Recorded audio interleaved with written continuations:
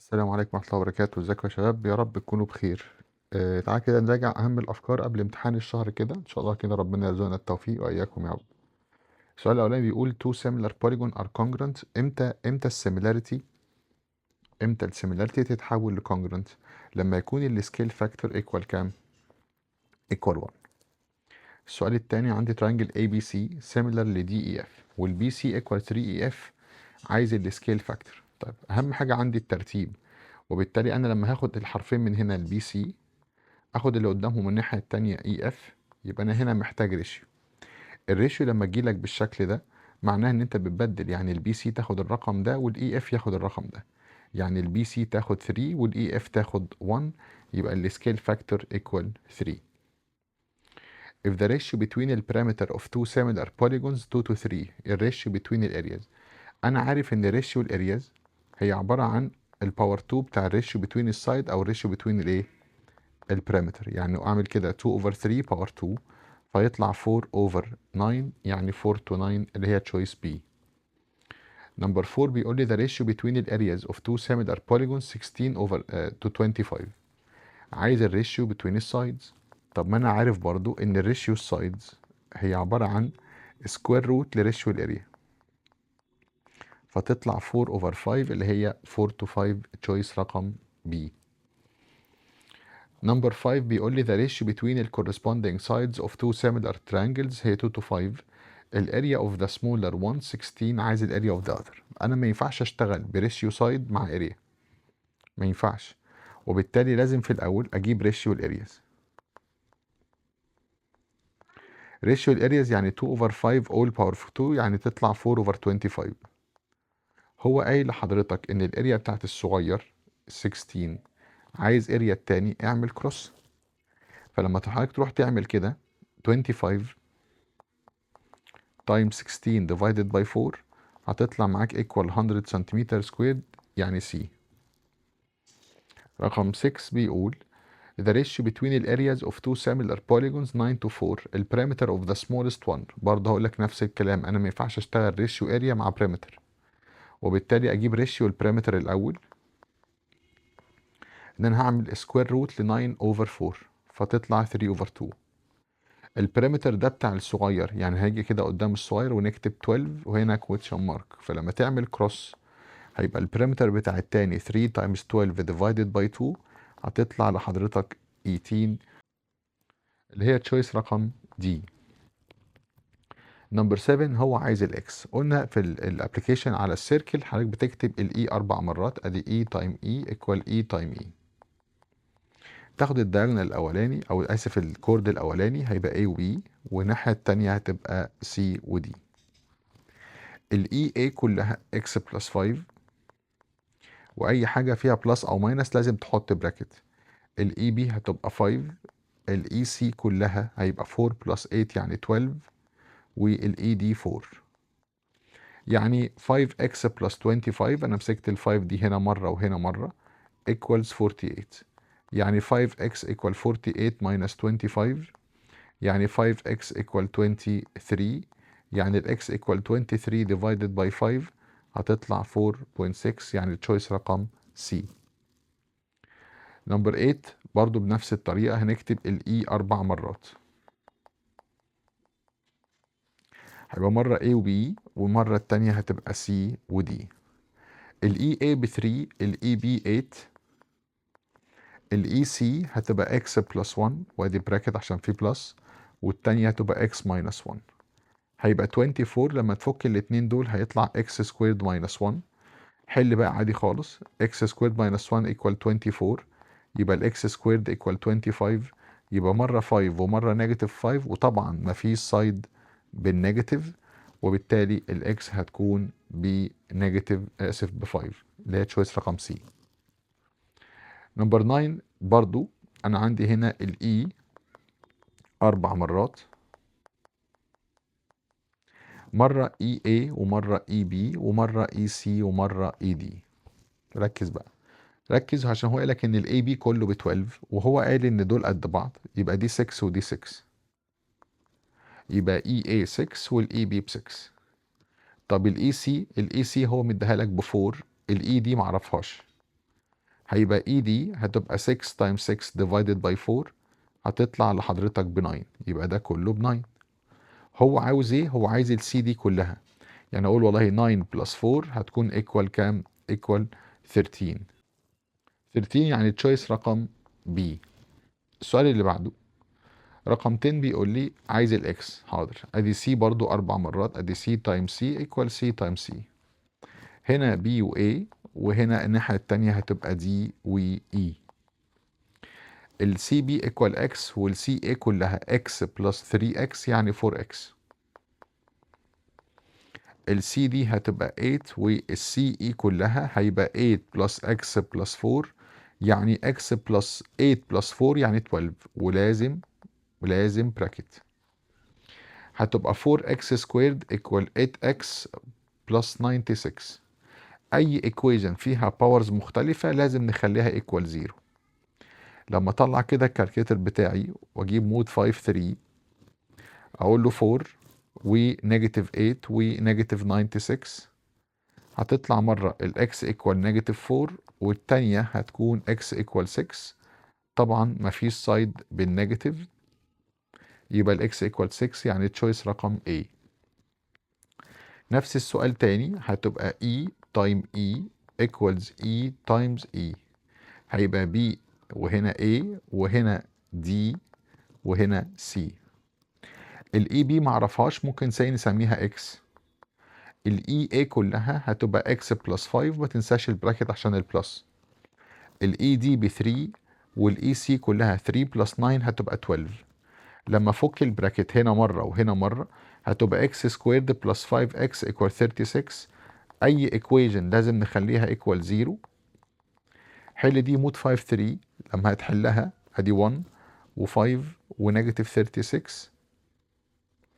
نيجاتيف 36 هتطلع معاك الاكس ايكوال نيجاتيف 9 واكس ايكوال 4، وطبعا مفيش سايد بالنيجاتيف يبقى الاكس ايكوال 4. طب هو عاوز ايه؟ هو عاوز الاي اي. الاي اي كلها يعني 4 بلس 5 هتبقى 9 سنتيمتر يعني دي.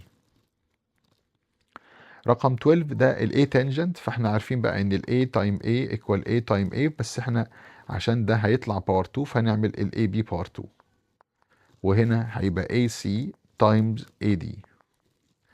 ال AB ما نعرفهاش، طيب ال AC هتبقى 5 وال AD كلها 5 بلس 3 هتبقى 8 يعني 40. لما اعمل روت ال 40 هتبقى 2 روت 10 يعني تشويس رقم دي. رقم 13 نفس الطريقة، ادي AB سكويرد equals هتبقى AC times AD. ركز بقى في دي شوية. ال AB ب 6، طب الاي سي معرفهاش سي اكس. طب الاي دي كلها خد بالك ان السي دي ده كده دايمتر، يعني ده برضه دي حته دي 2.5 يعني ده كله كام؟ 5. وبالتالي الاي دي كلها هتبقى اكس بلس 5، واي حاجه فيها بلس وماينس لازم نحط براكت. هتبقى 36 وفك البراكت عادي خالص تبقى اكس سكويرد بلس 5 اكس، يعني اكس سكويرد بلس 5 اكس ماينس 36 ايكوال 0. دي نفس الايكويشن اللي فاتت، هتطلع مره بنيجاتيف 9 ومره ب 4.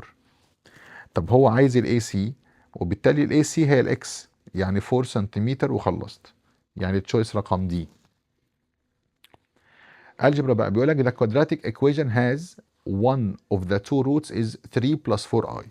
انسب طريقه عشان تجيب بيها الايكويجن لما تكون الروتس كومبلكس، ممكن تجرب التشويسز عادي خالص، تمسك كل واحده تحلها على الكالكليتر اللي هتطلع 3 بلس 4i، والطبيعي الثانيه هتبقى ايه؟ الثانيه تبقى كونجيجيت ليها يعني 3 ماينس 4i، اختارها على طول. او هتمسك الاتنين روت دول اللي هو 3 بلس 4i و3 ماينس 4i، هات بينهم sum يعني اعملهم بلس بعض هيطلع 6. هات بينهم برودكت يعني اعملهم هما الاتنين تايمز بعض، بس خد بالك وانت بتكتبهم على الكالكليتر لازم كل واحد في براكت لوحده. هيطلع لحضرتك هتبقى 9 بلس 16 تبقى 25. روح بقى اكتب الايكويجن x بار 2 ماينس السم x بلس البرودكت ادي ايكوال 0، يعني هي التشويس رقم C. رقم 15 بيقول لي if one of the roots للايكويجن دي additive، هي دي حلوه قوي. يعني ايه additive inverse؟ قلنا كلمة additive inverse معناها ان السم equal 0، او بمعنى تاني ان البي equal 0. البي يعني الكوفيشنت اوف اكس، فلما نقول k minus 3 equal 0 هيبقى الk equal 3، يعني التشويس رقم A. عايز الكوادراتيك ايكويجن اللي الروتس بتاعتها 3 ونيجاتيف 5. هعيد عليك نفس الكلام. عشان تعرف الايكويجن اللي الروتس بتاعتها 3 ونيجاتيف 5، حاجه من اتنين: يا تحل التشويسز، يا اما تمسك الاتنين دول هتجيب بينهم ايه؟ هجيب بينهم sum، يعني هما الاتنين بلس بعض، واجيب كمان برودكت هما الاتنين تايمز بعض، وبالتالي تبقى اكس سكويرد ماينس السم اكس بلس البرودكت. طبعا نيجاتيف نيجاتيف معناها بوزيتيف، وبوزيتيف نيجاتيف معناها نيجاتيف. هتبقى اكس سكويرد بلس 2 اكس ماينس 15، يعني التشويس رقم A. نمبر 17 بيقول the quadratic equation whose sum of roots 3 والبرودكت نيجاتيف 5. ده هيطلع كيوت وجدع وابن حلال اهو، مديك السم والبرودكت، يبقى اكس سكويرد ماينس السم اكس بلس البرودكت. طبعا بوزيتيف نيجاتيف معناها ايه؟ معناها نيجاتيف، يبقى اكس سكويرد ماينس 3 اكس ماينس 5، يعني التشويس رقم بي. نمبر 18 بيقول ال و m are two roots of the equation كذا. عايز ال بلس m بلس ال m. قلت لك اي given equation اول حاجه اتاكد ان هي مظبوطه، طلع منها 5 حاجات اللي هو a و b و c و l بلس m و ال m. ال بلس m ده السم اللي هو نيجاتيف b اوفر a يعني 4، والال m ده البرودكت يعني c اوفر a يبقى 3. تعالى بقى هنا عوض، يبقى ال بلس ام 4 والال ام ايكوال 3، يبقى 4 بلس 3 ايكوال كام؟ ايكوال 7، يعني التشويس دي. نمبر 19 بيقول لي ال وام هما 2 روتس اوف ذا ايكويشن كذا، عايز الفورمولي. طيب امسك الايكويشن دي الاول، هيبقى الاي 1 البي نيجاتيف 5 والسي 7. ال بلس ام هيبقى نيجاتيف بي اوفر اي يعني 5، والال ام يعني سي اوفر اي يعني 7. قلنا دايما لما نشوف الفورم دي ال سكويرد بلس ام سكويرد هنعملها ال بلس ام اول سكويرد ماينس 2 ال ام. ال بلس ام 5 وال ام هتكون 7، يبقى 5 باور 2 25 ماينس 14، فتطلع لحضرتك 11، يعني تشويس رقم A.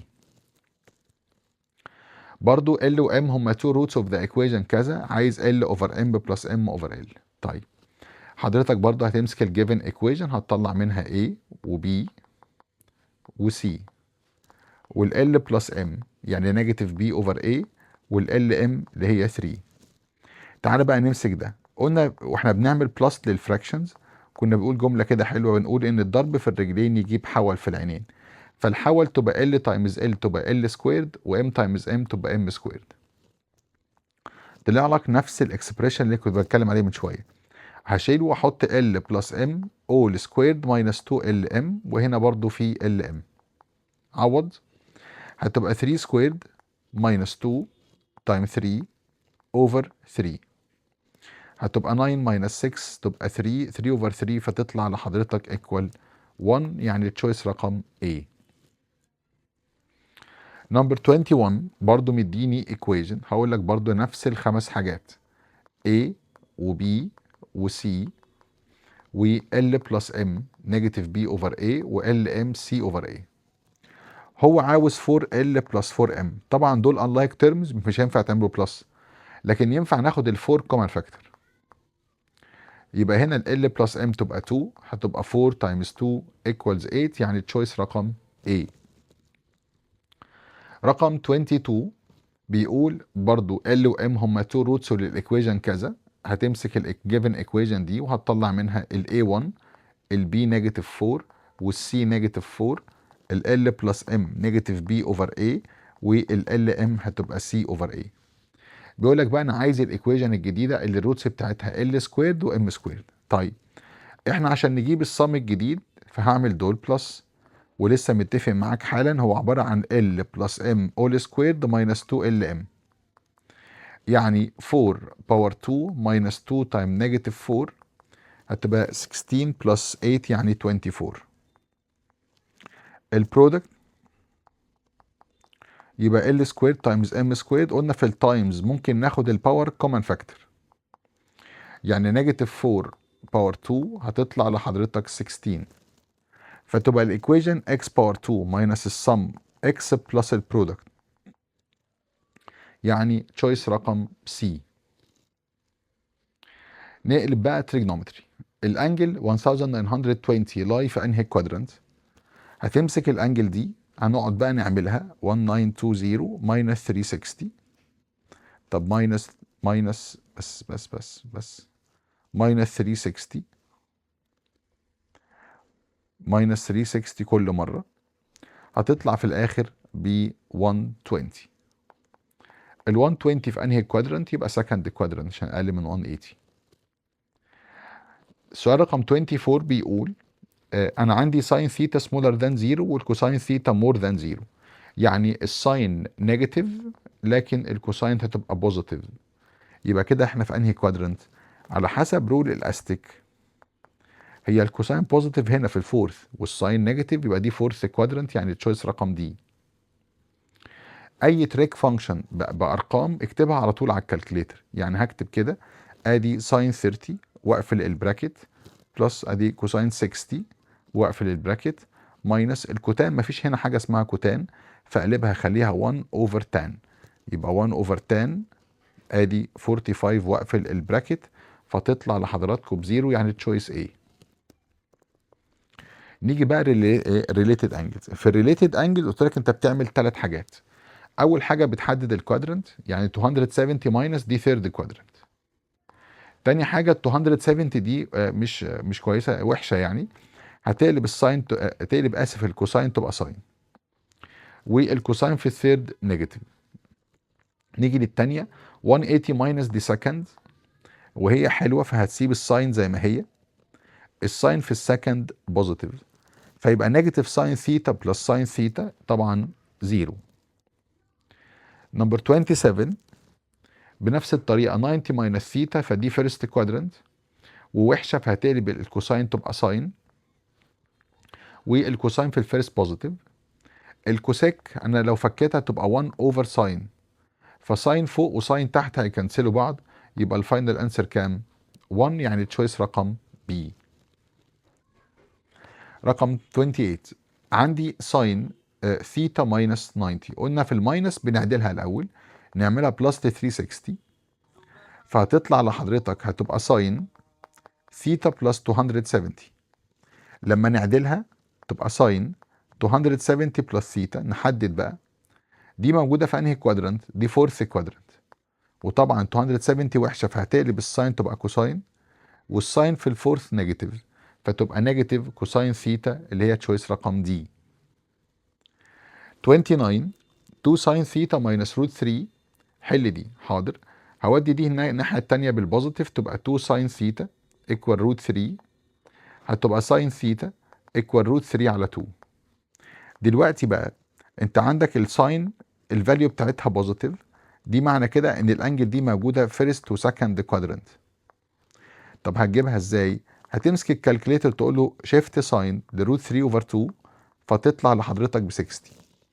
الفيرست كوادرنت هتكون 60، طب السكند بنجيبه ازاي؟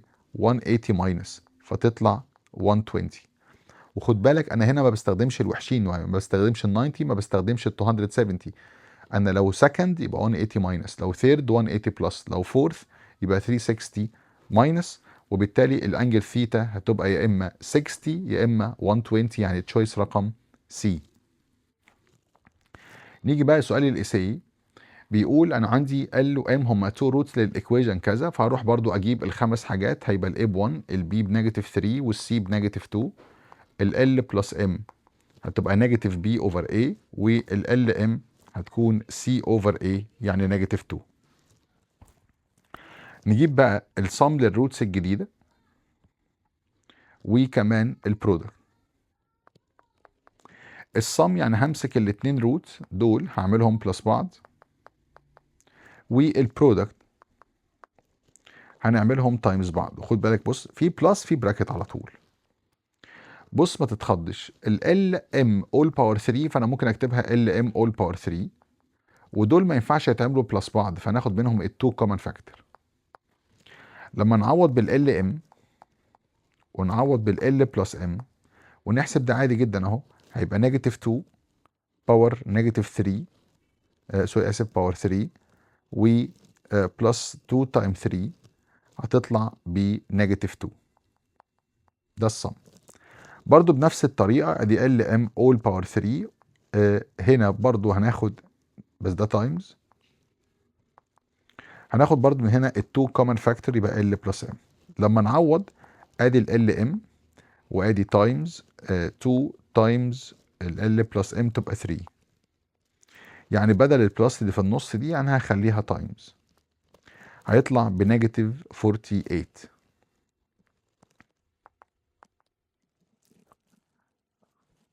هتبقى نيجاتيف 48.